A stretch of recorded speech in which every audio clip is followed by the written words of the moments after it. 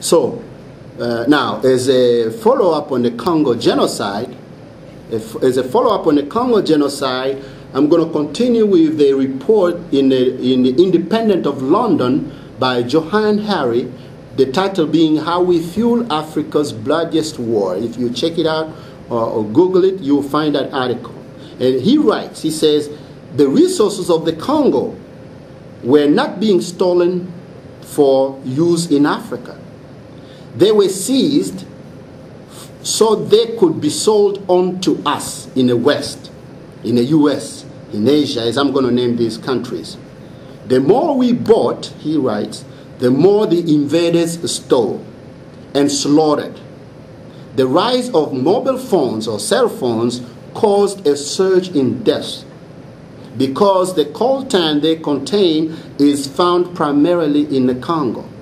The United Nations named the international corporations it believed were involved, such as Anglo America, Standard Chartered Bank, De Beers, Barrick Gold of Canada, American Diamond Buyers, American Mineral Fields from Arkansas, and more than 100 other companies.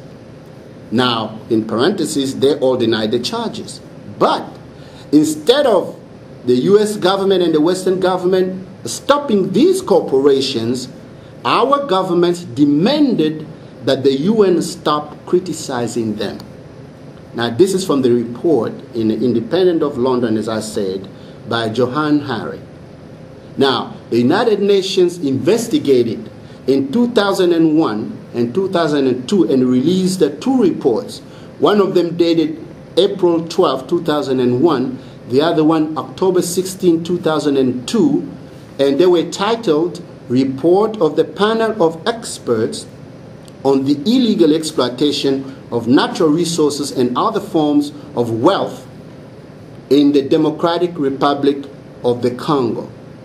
Now, these two reports gave a partial list of the countries in the world today, at least in 2001 and 2002, that were involved in benefiting from the genocide of almost 6 million Congolese since 1998.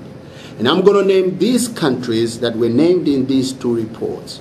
They are Belgium, Germany, Rwanda, Uganda, Burundi, Malaysia, Canada, Tanzania, Switzerland, the Netherlands, Great Britain and Northern Ireland, Kenya, India, Pakistan, the Russian Federation, South Africa, USA, Ghana, Zimbabwe,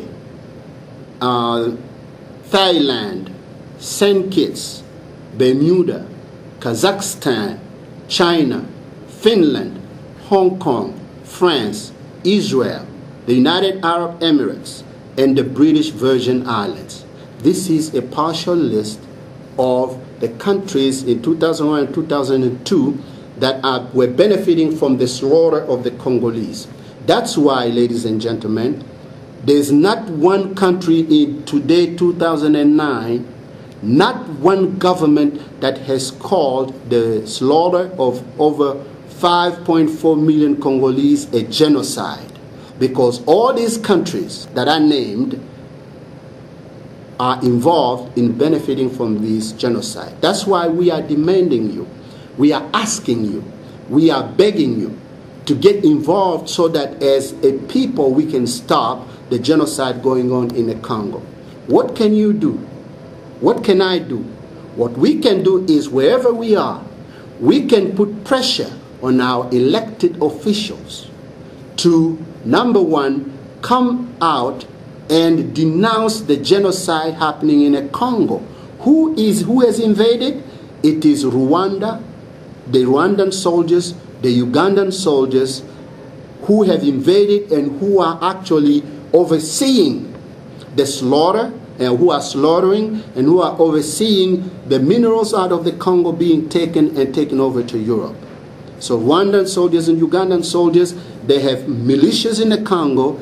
And the government in the Congo that is supposed to represent the Congolese is working in concert with Rwanda and Uganda, because the president who is in the Congo, Joseph Kabila, though he is an adopted son of Laurent Kabila, his biological parents are Rwandans Tutsis.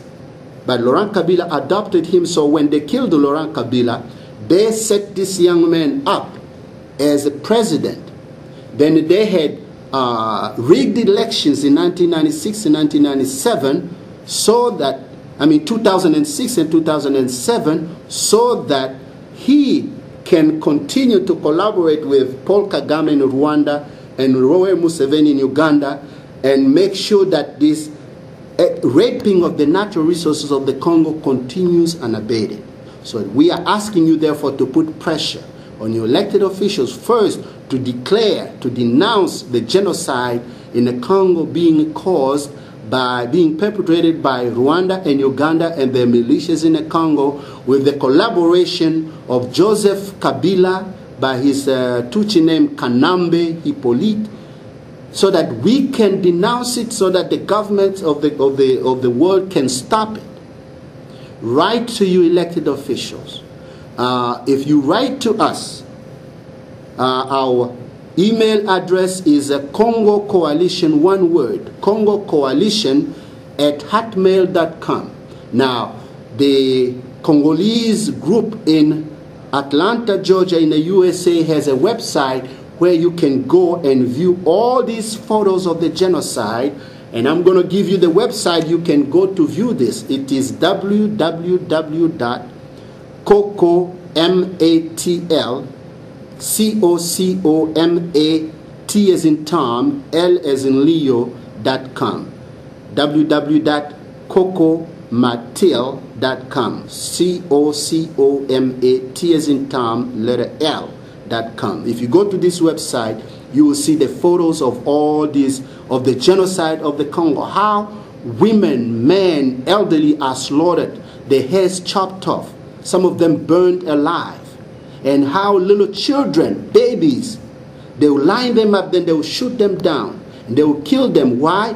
Because what they are doing is they are wiping out the populations on the eastern part of the Congo, bordering Rwanda, bordering Uganda, so that they can now bring in the populations, the Tutsi population from Rwanda and Uganda, to occupy these territories, so that they can annex in a de facto manner the territory of the Congo. That way they can continue to control and to take these resources out. So there's a scheme going on. Right now, the Rwandan government is involved in a high-priced, expensive PR, where they're trying to convince the governments of the world that they are in the Congo to go after the so-called rebels that participated in the Rwandan genocide of 1994. But remember, in 1994, the Hutus killed the Tutsis after Paul Kagame, who is a Tutsi, assassinated the Rwandan Hutu president Habyarimana. But in 1996, the Rwandan and the Ugandan, the armies went into the Congo and slaughtered 500,000 Hutus, refugees who had fled in the Congo. So that today you don't have any more Hutus, who so-called quote-unquote murderers in the Congo. Right now what you have in the Congo is over 20 groups that are militias representing Rwanda and Uganda, to not only wipe out the populations of the Congo, but for them to go in there, take out the resources. Now, so they are using this 1994 genocide of the Rwandans on Rwandans as an excuse, as a cover. That's why the United Nations just brought out another report accusing Paul Kagame of Rwanda of sponsoring, arming, and sending soldiers to support Nkunda Batware, who now, quote-unquote, has been arrested in Rwanda. But he was a Rwandan from Rwanda. He used to be a general in the Rwandan army, was sponsored by Paul Kagame. But now that a few European countries are putting pressure on Paul Kagame, he brings Nkunda back to Rwanda. then he says he has arrested him.